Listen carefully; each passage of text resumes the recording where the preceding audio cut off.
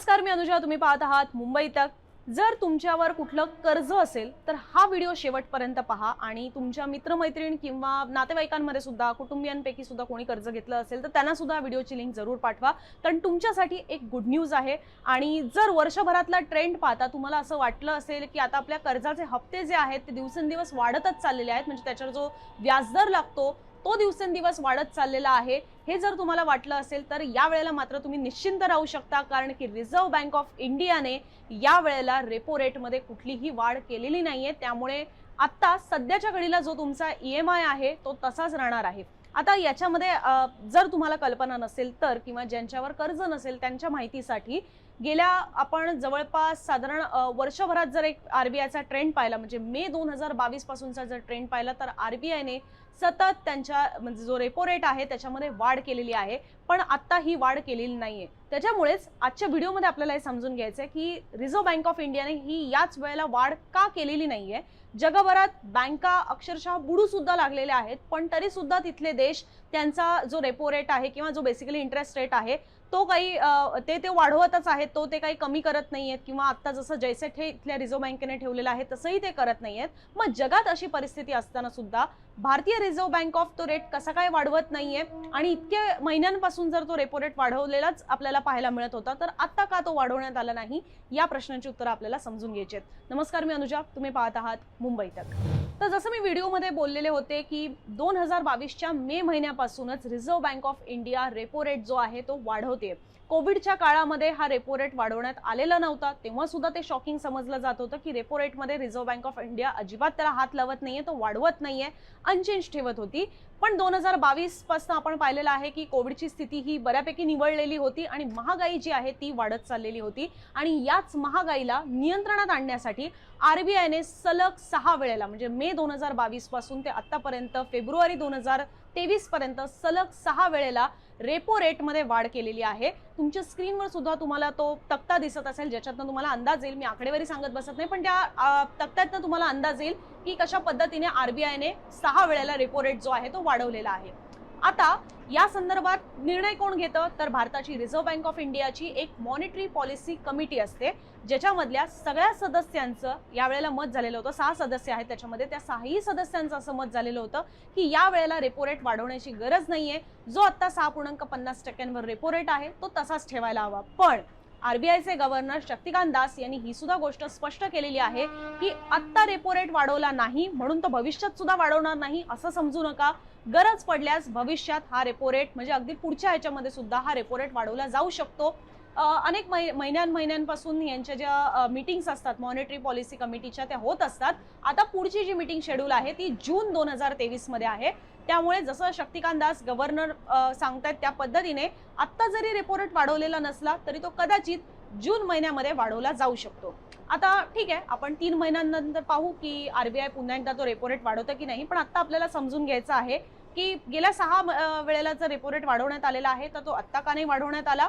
आणि सोबतच जगातल्या बँका, म्हणजे जसं आपल्याकडे रिझर्व्ह बँक ऑफ इंडिया आहे तसं त्या देशांच्या ज्या सेंट्रल बँक्स आहेत त्यांनी रेपो रेट वाढवलेला आहे, तरी आपल्या बँकेने कसा तो वाढवला नाही हे आपल्याला समजून घ्यायचंय. सगळ्यात पहिले रेपो रेट काय आहे हे ज्यांना माहिती नाही त्यांना आपण थोडक्यात एक माहिती देऊया. आता आपली जी बँक असते ती आपल्याला कर्ज देत असते, पण या बँकेकडे कुठून पैसा येतो हा सुद्धा प्रश्न आहेच. या बँकेकडे 2 माध्यमातून पैसा असतो. जो पैसा आपण बँकेत ठेवत असतो, बँकेचे ठेवीदार अनेक असतात, आपण एक सामान्य नागरिक म्हणून सुद्धा ठेवत असतो. अनेक जणांचे बँकांमध्ये अकाउंट्स असतात, वेगवेगळ्या पद्धतीचे अकाउंट्स असतात. तर या ज्या सगळ्या ठेवी असतात हा एक बँकेकडचा पैसा असतो, आणि सोबतच बँका सुद्धा रिझर्व्ह बँक ऑफ इंडियाकडनं कर्ज स्वरूपात पैसे घेत असतात. आता हा जो रेपो रेट काय आहे याच्यामध्ये हे तुम्हाला समजून घ्यायचं असेल तर, जेव्हा बँक रिझर्व्ह बँक ऑफ इंडियाकडनं कर्ज घेत असते तेव्हा त्याच्यावर जो इंटरेस्ट लागतो त्याला म्हणतात रेपो रेट. आता जर बँका रिझर्व्ह बँक ऑफ इंडियाकडनं लोन घेताना त्यांना त्याचे जास्त पैसे मोजावे लागत असतील, त्यांना जर त्याचा भार जास्त बसत असेल तर साहजिकच आहे जेव्हा त्या बँका तुम्हाला कर्ज देतील तेव्हा त्याही तुमच्यावर सुद्धा त्याचा भार लावणार. म्हणजेच जो रेपो रेट आहे त्याचा अल्टिमेटली परिणाम जो आहे तो आपल्यासारखे जे कर्जदार आहेत त्यांच्यावर सगळ्यात जास्त बसताना आपल्याला पाहायला मिळतो. आणि म्हणूनच जेव्हा रिझर्व्ह बँक ऑफ इंडिया हा रेपो रेट वाढवते तेव्हा आपले जे कर्जाचे हफ्ते असतात ते आणखीन महाग होतात, त्याचवरचा जो व्याजदर असतो तो जास्त महाग होतो. त्याच्यामुळे रेपो रेट काय आहे ही कॉन्सेप्ट आता तुम्हाला समजली असेल. आता आपण जाणून घेऊया की जगातली परिस्थिती काय आहे आणि त्या परिस्थितीच्या तुलनेत आता गव्हर्नर यांनी काय माहिती दिलेली आहे. त्यांनी माहिती दिलेली आहे की का आता रिझर्व्ह बँक ऑफ इंडियाने रेपो रेट वाढवला नाही. 2020 पासून जगभरात कोविडची स्थिती होती, ज्याचा फटका हा अनेक देशांना बसलेला आहे. आरोग्याच्या दृष्टीने बसलाच, पण त्याच्यानंतर आपल्याला त्याची आर्थिक जो फटका आहे, जी झळ आहे, ती सुद्धा बसू लागलेली होती. 2020 पासून लॉकडाऊन होतं, तेव्हा सगळ्या डिमांड्स तर थंड झालेल्या होत्या, पण या सगळ्यामध्ये जो सप्लाय असतो, सगळा पुरवठा जो होणं अपेक्षित असतं, मॅन्युफॅक्चर जे होणं अपेक्षित असतं, उत्पादन जे बेसिकली अपेक्षित असतं, ते लॉकडाऊन आणि या सगळ्या गोष्टींमध्ये फार झालं नाही. आणि त्याची परिणिती अशी झाली की लॉकडाऊन संपला, सगळं रिओपन व्हायला लागलं, तेव्हा सप्लाय कमी होता, म्हणजे पुरवठा कमी होता, पण मागण्या मात्र वाढल्या. कारण की लोक घराबाहेर पडू लागले, लोकांचे उद्योगधंदे पुन्हा एकदा सुरू झाले, लोकांची खर्च करण्याची जी गोष्ट होती ती पुन्हा एकदा सुरू झाली, जी लॉकडाऊनमुळे काही प्रमाणात नियंत्रणात आलेली होती. या सगळ्यामध्ये जो चेन असते ती कुठेतरी बिघडलेली होती, कारण की सप्लाय हा कमी झालेला होता, डिमांड वाढत चाललेली होती. आणि याच्यामुळेच जेव्हा डिमांड वाढते त्यावेळेला साहजिकच आहे की जे प्राइसेस असतात, ज्या किमती असतात, त्याही वाढू लागतात, कारण की सप्लाय हा कमी झालेला असतो, खूप कमी पुरवठा असतो आणि त्याच्या तुलनेत मागणी जास्त असते आणि म्हणूनच त्याला भाव जास्त येतो, त्याची ज्या प्राइसेस असतात त्या जास्त येतात. आता हीच डिमांड जर कमी करायची असेल, म्हणजे महागाई तर झालेली आहे, कारण की सप्लाय कमी असल्यामुळे त्याला डिमांड जास्त येते, मग त्याच्यामुळे त्याचा भाव जास्त होतो, परिणामी महागाई आपल्याला पाहायला मिळते. आता हीच महागाई जर नियंत्रणात आणायची असेल तर काय करणं गरजेचं आहे, तर लोकांनी खर्च कमी करणं अपेक्षित आहे. आता लोक खर्च कमी गती करतील, तर ज्या वेळेला त्यांच्या कर्जाचे, त्यांनी जे काही कर्ज घेतलेले असतात ते बँकांकडे कधी जातात, अधिक खर्च करायचा असतो तेव्हा ते बँकांकडे जातात, कर्ज घेतात. या कर्जावर जर तुम्हाला जास्त व्याजदर भरावा लागत असेल तर साहजिकच आहे की तुम्ही तुमचा खर्च कमी करणार, थोडे हात आखडते घ्याल. आणि याच सगळ्यासाठी रिझर्व्ह बँक ऑफ इंडियाने तो रेपो रेट वाढवलेला होता, जेणेकरून बँकांकडचे म्हणजे जे कर्जांवरचे हप्ते आहेत ते जास्त होतील, लोक खर्च जो आहे तो कमी करतील, अशा या सगळ्या मागचा एक थॉट आहे, जो अगदी सामान्य भाषेत आपल्याला समजून घ्यायचा असेल तर. आता या सगळ्यामध्ये ही परिस्थिती जशी भारतात होती, साहजिकच आहे ही जगभरात होती. अगदी बलाढ्य देश जे आहेत, अमेरिका असू दे, युरोपमधले असू दे, त्याही सगळ्यांना ही झळ बसलेली होती आणि त्यामुळे तिथे सुद्धा अशाच गोष्टी केल्या जात होत्या. अमेरिकेमध्ये जसं आपल्याकडे एक रिझर्व्ह बँक ऑफ इंडिया आहे, सगळ्या बँकचं हेड कोण असतं तर ती रिझर्व्ह बँक ऑफ इंडिया असते, त्याला सेंट्रल बँक म्हणतात, मध्यवर्ती बँक म्हणतात. तर हीच अमेरिकेमध्ये फेडरल रिझर्व्ह बँक आहे आणि US फेडरल रिझर्व्ह म्हणतात त्याला, आणि युरोपमध्ये सुद्धा युरोपियन सेंट्रल बँक म्हणून ओळखली जाते. त्यांनी सुद्धा अशाच पद्धतीने इन्फ्लेशन, महागाई नियंत्रणात आणण्यासाठी रेपो रेट जे आहेत, त्यांच्याकडचे इंटरेस्ट रेट जे आहेत ते वाढवलेले होते.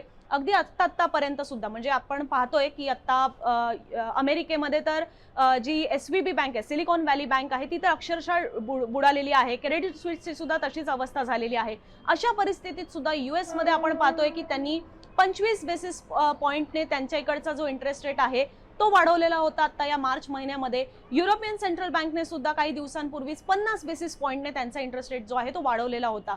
पण आता हेच जाणून घेणं गरजेचं आहे की त्या बँका, असं सगळं त्यांच्याकडच्या बँका बुडत चाललेल्या असताना सुद्धा हे जर पाऊल उचलत असतील तर हीच परिस्थिती भारतात कशी काय नाहीये. रिझर्व्ह बँक ऑफ इंडियाने मात्र नेमकं उलटं पाऊल कसं काय टाकलेलं आहे, यासाठीच शक्तिकांत दास जे रिझर्व्ह बँक ऑफ इंडियाचे गव्हर्नर आहेत, त्यांनी काय माहिती दिली आहे ती जाणून घेऊया. जागतिक पातळीवर महागाईच्या झळा अजूनही बसत आहेत, त्या तुलनेत भारतातील बँकिंग आणि नॉन बँकिंग सेक्टरची स्थिती ही चांगली आहे.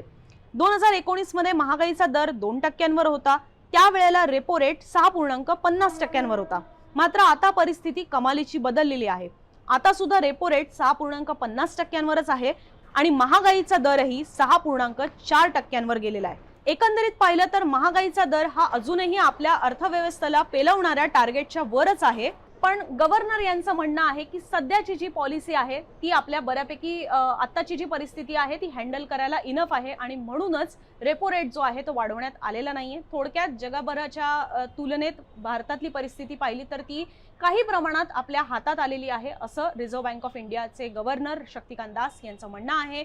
याच्या मागे अनेक कारणं सांगितली जातात, जसं महागाई सुद्धा जेवढी इनिशियल लेवलला दिसत होती, म्हणजे कोविड मधनं बाहेर आल्यानंतर जी दिसत होती, ती आता काही प्रमाणात नियंत्रणात येते, कारण की गेल्या वर्षभर रेपो रेटमध्ये सातत्यानं वाढ होताना आपल्याला पाहायला मिळालेली होती.